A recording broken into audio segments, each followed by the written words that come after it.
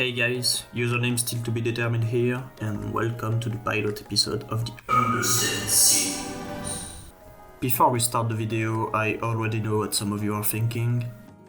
Wow, so deceptive spotlight series two words in the title, like the Queen of podcast for 3 years. I'm pretty sure that people have already talked about Hardin before.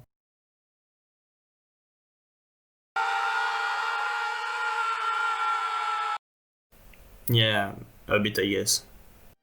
With those videos, I want to talk about some characters I found interesting, which is obviously the most original concept ever, so don't freak out if there are similarities with other people's work. However, I want to explore characters from a certain point of view, which is how this character impacts the player and how the developers used it in order to create that impact, which I hope you found interesting. Oh, and memes I guess, so enjoy. Bye!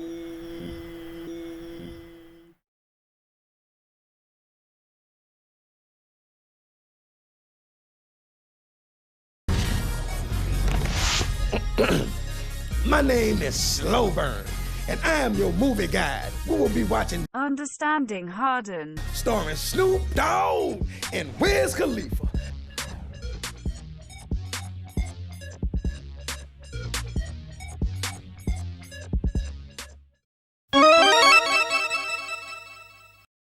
Can you imagine what it's like to be living the life of a hero praised by the people for his skills and courage? Can you imagine what it's like to inspire your friends to become better versions of themselves? Can you imagine the bravery required to slay an evil dragon? You can't, do you? I know you just spend your day watching YouTube and anime. Don't lie to me. Well, at least try to imagine doing all of that and then dying peacefully after all of your hardships.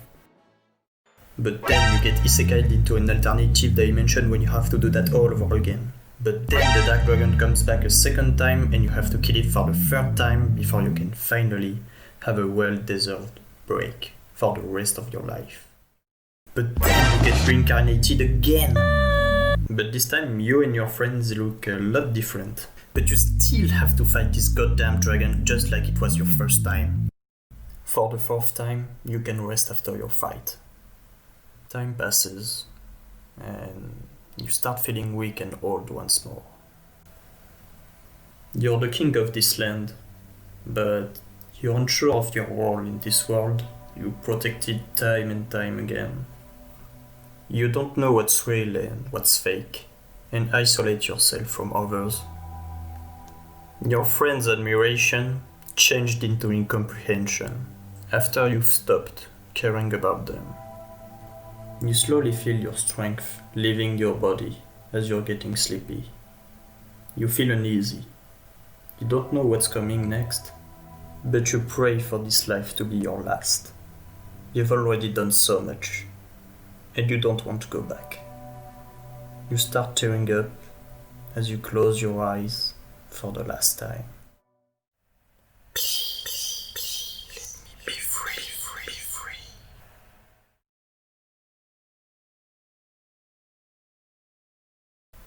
Then you get reincarnated again. Well, that's how Marth is feeling right now. Since Fire Emblem, Shadow Dragon, The Blade of Light until today, there are 3 remakes of this game. The first being Mystery of the Emblem, which also contained its sequel. Then came Shadow Dragon, a remake of the first game only. And finally, for now, New Mystery of the Emblem, a remake of the second part of Mystery of the Emblem. And for these names, I shall award Intelligent Systems, the Creativity Trophy, and 1 Nerf gun to shoot yourself with. And in those games exists a character that I really like, which is Ogma. I always loved how he looked in the first. Come on, you read the title, you know who I'm talking about. Hardin's first appearance is in the original Fire Emblem game, but has a much more central role in its sequel. And I can't really explain too much of the plot of both games without detailing Hardin's life. So for short, in Shadow Dragon, here's what happens. Hey, Hey. you the big bad dragon? Yes. You know, like humans? Yes. Want to take over the world? Yes.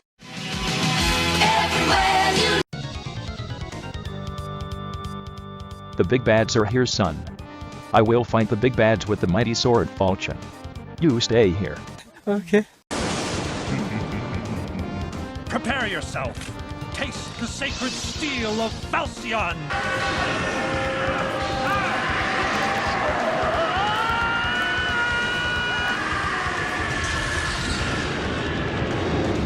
Daddy died dead. Oh no. The big bots are taking the castle. Oh no. I will yeet you out of here.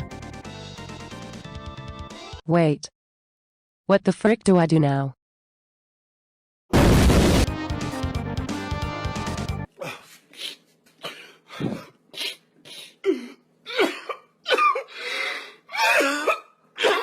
You a big boy now, Marty.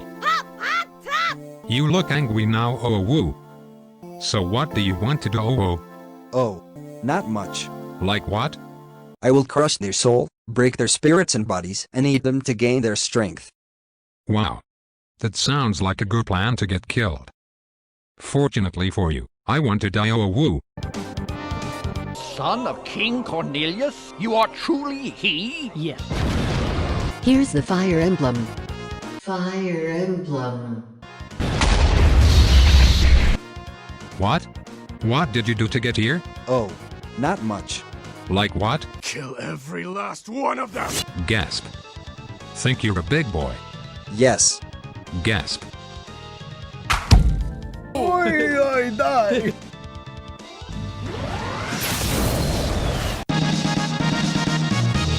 Good job! As for Mystery of the Emblem, it's a bit similar to be fair, but the story has some unique parts.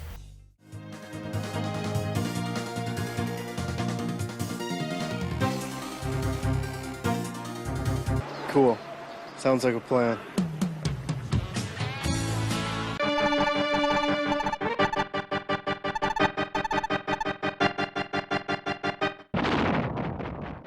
How could you have done this? I can't believe you committed suicide. I cannot believe you committed suicide. How could you have done this? How could you have committed suicide? With all we've been through, I can't pull you out of this one.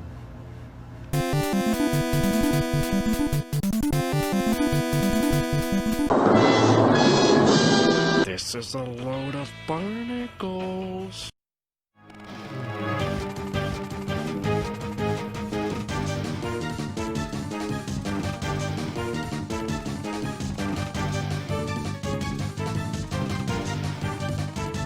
Okay, I believe you.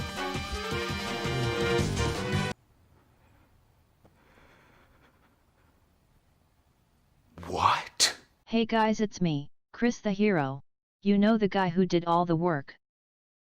Yet actually I did most of what Marth is known for. I'm the real hero of this story. I'm very important, I swear, and totally not a stupid self-insert. So as I was saying, Hardin is the younger brother of the King of Aurelis, and look at them for a second. I mean, if he was his son, I would have 100% believed it. When his brother fell sick, he took control of Aurelis as its regent, and quickly reshaped the country by changing laws and abolishing slavery by banishing the Aurelian nobles who enslaved the people of the plains, including Wolf, Sedgar, Roshia, and Violent. After their liberation, they pledged allegiance to Hardin and devoted their life to him as Knight of Aurelis, hence their great loyalty. I don't have a problem with it. Since the Dolumian Empire started their aggressive expansion over the continent of Arcanea, Aurelis was attacked. And with the aid of the Macedon troops led by Princess Minerva, Aurelis was overwhelmed and lost a large portion of its lands. At the same time, the Kingdom of Arcanea was also attacked. But contrary to Aurelis, they didn't even stand a chance against the Dolumian Empire and its Grustian troops led by General Camus. Yes, Camus and not Camus or Camus. It's a French name, I'm French, I'm gonna say it in French. What are you gonna do about it? The Arcanean princess, Nina, was captured during the invasion. However, she's the only one who had that chance, since the rest of her family was killed. Camus and Nina forged a close bond at the Arcanian Palace during that time, which is why he decided to betray the Empire when he received the order to give Nina to a man named Balzac, who clearly looked trustworthy. I don't believe this. I don't think it's very fucking funny at all. In order to save Nina, Camus contacted one of his enemies, Hardin. Together, they arranged a meeting so that Nina could find refuge in Aurelis, which went as well as you can guess. Oh my god! Are you recording? But Nina arrived safely in Aurelis. No matter how desperate the situation was, Hardin continued to lead the rebellion army against the Empire. Until one day, Hope came back with a new army joining the fight, led by Marth, the Altiran prince. With With Marth's army approaching Aurelis, Hardin joined forces with him and liberated his country. This achievement awarded Marth the Fire Emblem, the Arcanian royal treasure from Princess Nina. The Arcanian League was then created, combining the forces of Altea, Talis, Arcania, and Aurelis. And together, they decided go to war for the liberation of Orisha and the entire world! Which ended the reign of the Dolunian Empire and the first game. When peace finally arrived, Hardin married Princess Nina and was crowned as the new emperor of Arcania. Wait a minute! Isn't he just the brother of another country's king? How did he end up becoming this important? Well, it's simple. Everyone's dead. Everything was great. Hardin was a good ruler. He restored Arcania's power very quickly and pretty much effortlessly. Hey, look at us. Look at us. Huh? Who would have thought? Not me. But there was something bothering Hardin. Something he will never recover from. Hardin truly loved Nina. However, his feelings were not reciprocated, since she already loved another man. This news devastated him. Garneth, noticing how he could use the situation to his benefits, approached Hardin. He was disguised as a merchant to offer him the Dark Sphere. Yeah, boy. And he accepted. As he accepted the offer, the artifact, fueled by Hardin's emotion of envy, sorrow, and bitterness, corrupted his soul and possessed him. He was no longer the man he once was. The only thing left in his body was a tyrant, with no morals. After his transformation, and a transformation it was, I mean, look at that red armor, that fur, the intimidating face. Ooh, that's nice. From this point on, he ruled with an iron fist, and in the process undid all the progress he previously made. He handed Nina over to Garneth without a sweat, as his love for her simply wasn't there anymore. Things only got worse as he now wanted to expand his reign of terror to the rest of the continent, using manipulation and well thought out strategies, which started the event of Mystery of the Emblem. Fortunately, Marth once again stood ground against the dark forces and managed to stop Hardin's reign of folly by ending his suffering. Hardin confessed to him that he actually hated him from the start, but said nothing, before losing against him. I should have left you on that street corner where you were standing. But you didn't! Before passing away, he briefly came to his senses and apologized for all he has done. In his last moment, he instructed Marth to tell Nina that he loved her till the end and to please forgive him. And that's how Hardin's life ended.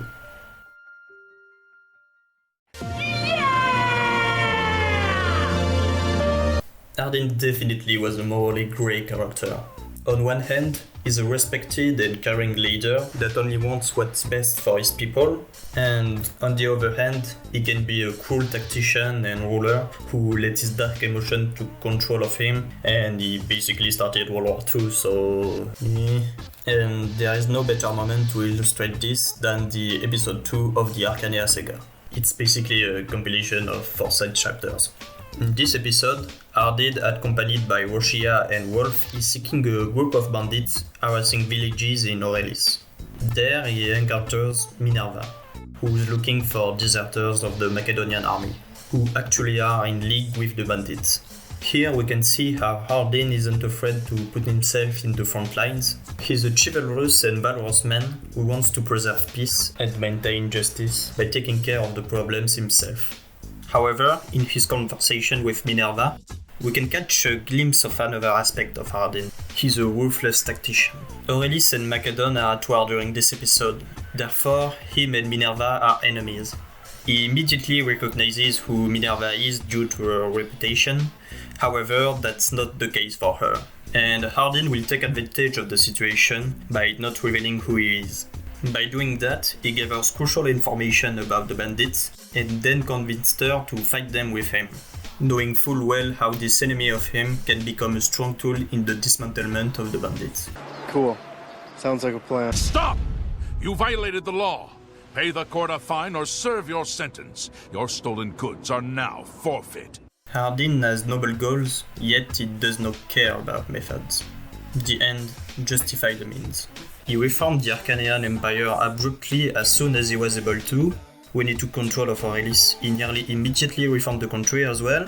He did put an end to slavery, but how did he do that? He banished any noble who was involved in this. Whoever he doesn't consider worthy of protecting are nothing but pawns to him. And after his transformation, this trait only exacerbates itself. He tricked Marth into fighting his former comrades to conquer Grust, which left his homeland Altia defenseless, and he orchestrated a rebellion in Macedon which caused Macedon to become a sort of puppet state of Arcania. However, Hardin isn't really a power-hungry individual. Well, when he wasn't possessed at least. He was rather modest in fact. We can observe this in the first conversation he had with Marth. He clearly doesn't have any desire to become famous and gain influence by commanding the combined forces of the Altian and Aurelian army.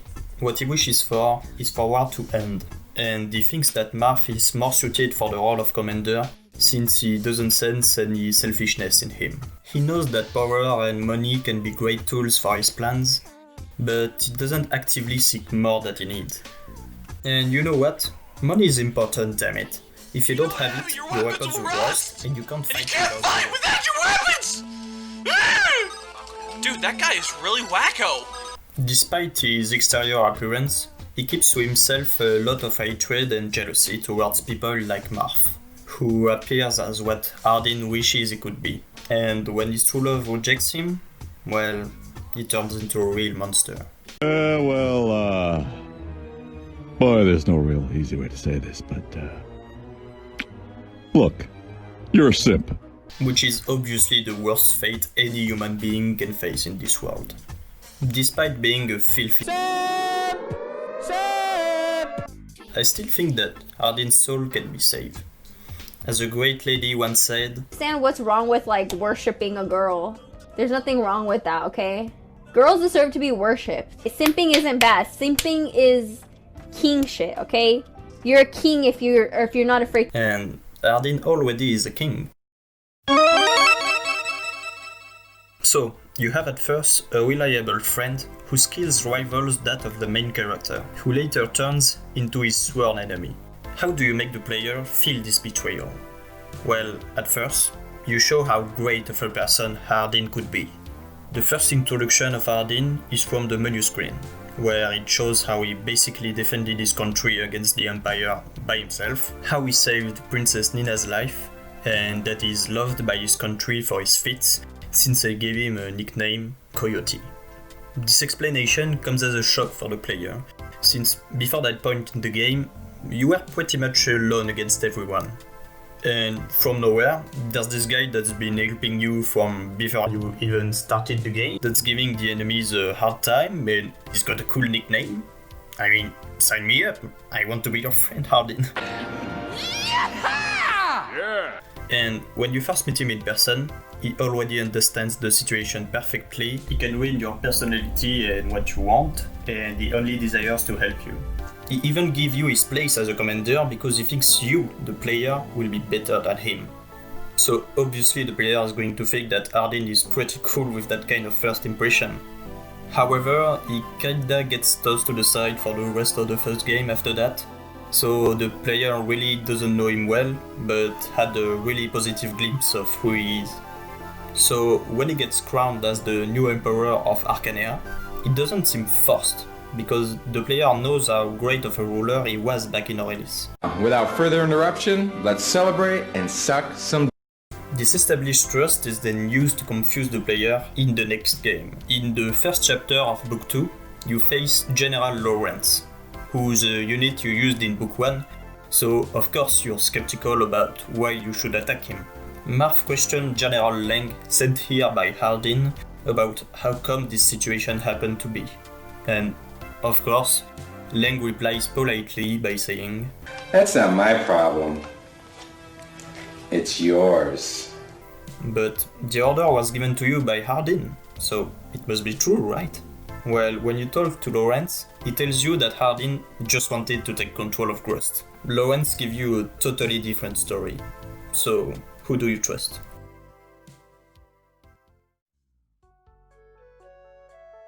The player, unsure of what's really happening, continues to play up until chapter 8, where all doubts are shattered in an instant. Hardin became a communist. You were the chosen one! Okay, to be serious for a second, this reveal is pretty well done in my opinion. I mean, will you still consider this guy your friend? I don't think so. The presentation of Hardin's new self is clearly the best thing they did. He's so intimidating. But at the end of the day, this is still a video game and Hardin is but a single unit. And you know what? Maybe the player really liked Lawrence and hated his death. Despite the fact that Lawrence was a terrible unit, maybe he was still loved by the player, to the point where he just orders his best unit to defeat you, Hardin. Eh? Did you think of that? You might have Flap and the rich lady under your spell, but it's gonna take more than that to impress me.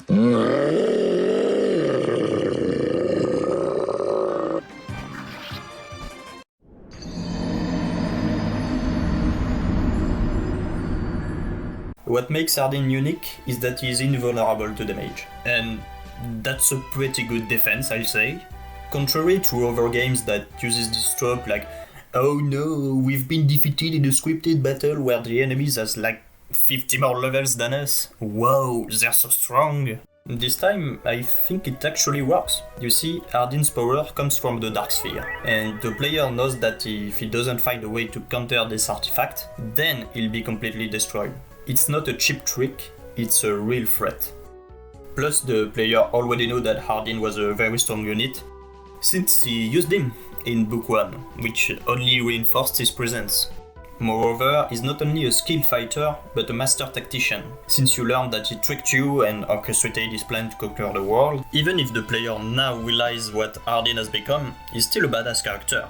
And in the next encounter you have with him, which will also be the last, Hardin reveals that from the beginning, he never liked you.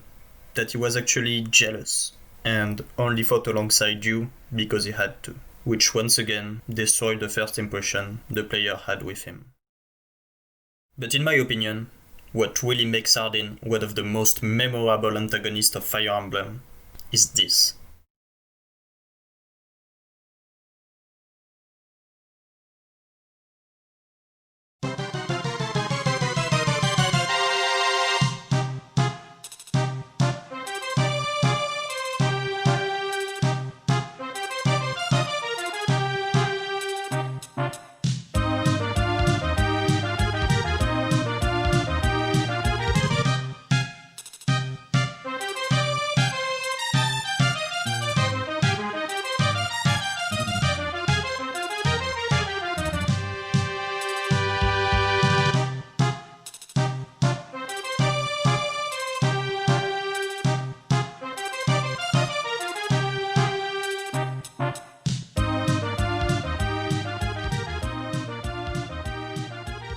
His music theme is so good. Fire Emblem has a lot of great music, but this one is used for the final battle with Hardin and it amps you up so much. Just listen, man. Yo, this nigga bitch stole my car now. I'm gonna take my gun, point it to her head and pow! He's not even the final boss of the game, but people still like him more than Medius, just because he's much more impactful.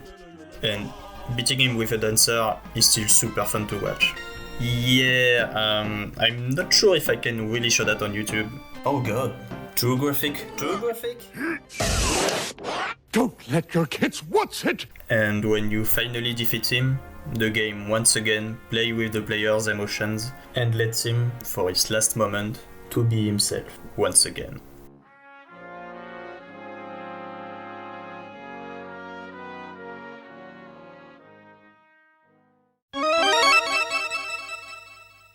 Oh, Hardin. Either as a friend or a foe, he was so interesting. On one hand, he's such a great ally and unit, yet on the other, he's one of the most enjoyable antagonists of any Fire Emblem games. Not only was he fighting tirelessly throughout his life, he was also a very tragic character. One could imagine what could have happened if he didn't keep to himself all this frustration, anger and jealousy. Maybe if things went a little different, he could have been one of the most noble men of Arcania. Maybe if his loyal knights, Wolf, Sedgar, Violen and Roshia, confronted him, they could have stopped it from happening. But what did they do? Nothing! Whoa, what? Guys, don't be like my friend here who didn't do anything. Not doing anything is part of the problem. Hardin isn't inherently evil, he's a rather good individual in fact, but just like every human being, he's not perfect, and has a lot of flaws. When he wants to do something, he's willing to toss aside his morals in order to do so. And he's really insecure when it comes to being the perfect hero. He wants to be the best, but his impossible expectations doesn't allow him to be satisfied with himself. I think that this moral ambiguity is what makes Hardin a very likable character. It humanizes him, hence is very easy to relate to. But nonetheless, one thing's for sure, Hardin did everything he could to achieve his dreams, and even though some of them were not that righteous, I think that makes him pretty cool. Thanks for watching this video to the end. It really means a lot to me since, I have less than 10 subscribers. It was really fun to do this video and I think it's pretty okay for my second real video. I'm still asking myself what type of videos I want to make, so it will be really helpful if you tell me in the comments what you liked and disliked in this one. In my opinion, the comedic aspect might have been too present for this kind of video, and it might have hurt the actual analysis. But once again, you're the best person to judge, so make sure to tell me if you think that I should focus more on the comedic aspect, or just take more time to do more interesting and in-depth analysis. Also, do you think I should do longer or shorter videos? Should I do shorter and more concise videos, or do you want me to make a movie? Just kidding. Unless...